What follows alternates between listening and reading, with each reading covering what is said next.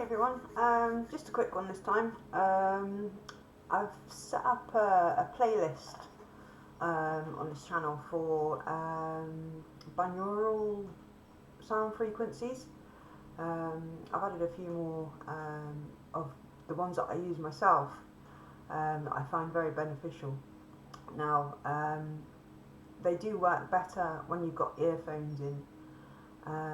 But there are ones out there that you don't need earphones with, and I've also figured out that if you have like two speakers, well, not right next to your ears, but in front of you or beside, to the side of you, and find your sweet spot. Because if you go to one side, you'll hear a buzzing, and then you go to another side, and you'll hear a different sort of like tone buzzing. But if you sort of like go into the middle, it can create a completely different buzz. I know it sounds weird, but this is how it works. It's two different tones to create a third one that stimulates parts of your brain, or certain parts of your brain. So I've added a lot of the ones that I use. There's still a hell of a lot more that I use, but I think that what I've done so far is enough to keep me going for the minute. There's ones for healing your inner child, post-traumatic stress disorder, serotonin release, feel good, happy. I mean, there'll be some that you recognise from me playing in the background of my videos. Oopsie. I think there's one called the Butterfly Effect. That one's quite nice to chill out to and just listen to. You don't have to have them up loud. If they are giving you a headache, which at a certain level that they will, reduce the volume. It should be below half the volume, 30%, something like that.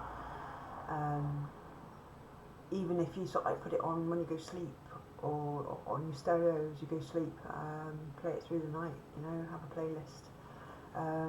They do help, well, they've helped me anyway, very much so. It's what I used to use as well. If I wasn't using my upbeat music, the uplifting music, it'd be this sort of music that I'd listen to before I went to therapy and after I went to therapy. I found it very beneficial, very beficial. I think there's one that I've put in there as well, to heal the pineal gland. I don't know how to say it properly. To decalcify it and basically it stops it's supposed to help stop the stress that you go through. It's supposed to stop that process that the stress hormone does. Because it physically shrinks a part of your brain. I think they call it the hippocampus. The stress hormone physically shuts it down. It stops it from you processing your reality. And this is where you get the spiraling thoughts constantly and the PTSD, because it attaches to other things in the here and now part of your brain. And it stays there until you can process it properly. It's stopping that stress hormone from affecting your brain, because that's what's causing the damage, and it leads on to other mental illnesses, more severe, if it's left untreated for such a long time, and it's just reversing that. And I do find that the binaural frequencies, or the rife frequencies, there's something else that's, I can't pronounce it. I can't think what it starts with an S, SOL, something. Solipsism. I don't know. I'm not even going to try and attempt to say what it is. But yeah, there are different types out there.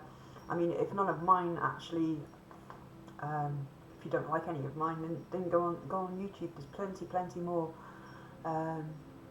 Different people that do them, but yeah, if you start getting a headache, just turn the volume down, or if it starts annoying you or something like that, try a different one, but do keep trying until you find one that resonates with your own brain pattern.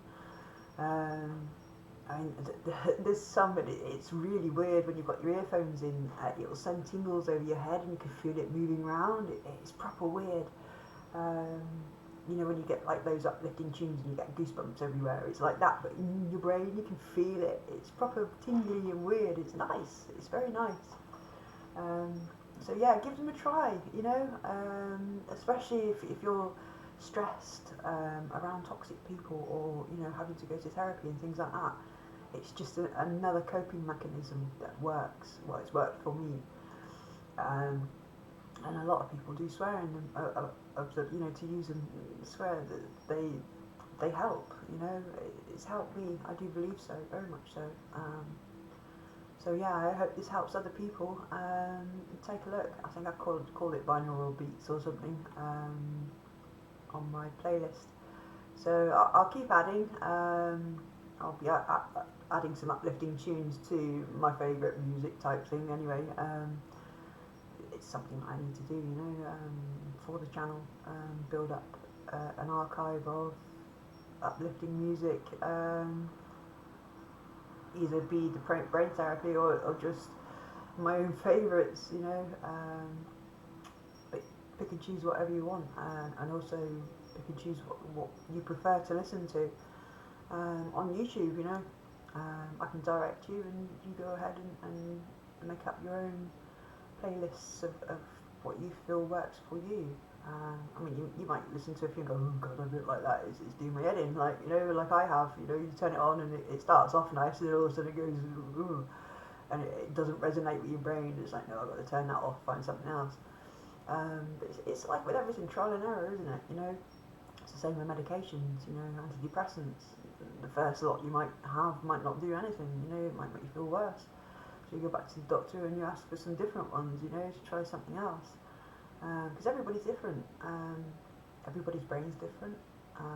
Everybody's gone through different abuse. Everybody has a different reaction to abuse. But this is just a little sort of way that I've been able to cope with mine. There's all sorts of different ones. There's the spiritual side of things, there's the mental side of things, you know, that regenerate nerves, regenerate all sorts of things. I think there's even one that I've put in there which I do use quite a lot, or have done. I don't need to use it so much now, to heal the inner child. And like I said before, I've had a few spiritual breakdowns while I've been listening to that one.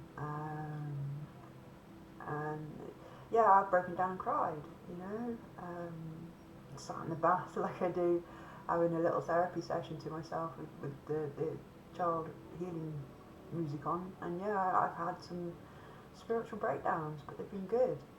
I've been able to breathe, I've been able to process without taking it out on myself. And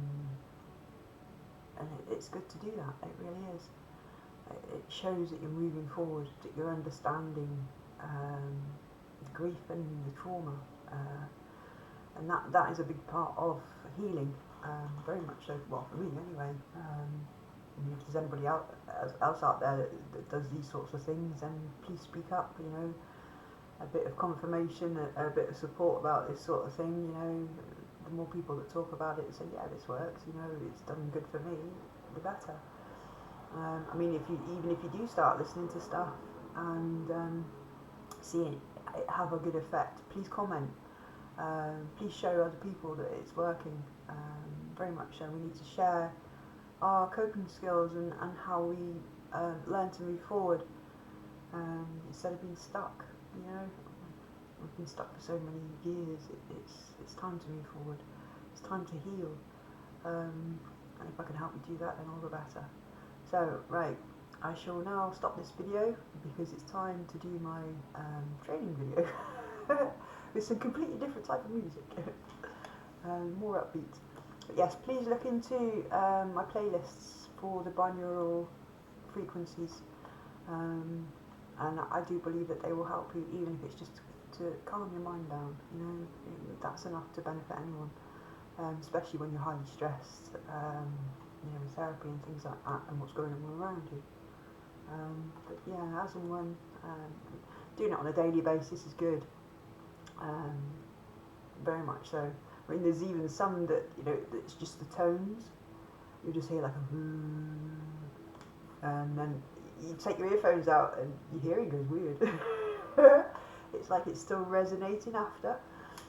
but it goes, obviously, maybe after just like 30 seconds to a minute it'll go, but yeah, it's very strange, but it's good, it is good. So yeah, I thought I'd pass that on to you and just make you aware that I have a little playlist there to help people, if you want to go and look for it. So thank you very much for everybody liking, subscribing, sharing and commenting and being such a support to me and to everyone else. And I hope that we can support you as much as that you're supporting us. It's just amazing. You're all amazing. Yes, even the negative comments, you've got a lot to learn, but you're still amazing. You're still a human being, But yeah, I know it sounds daft.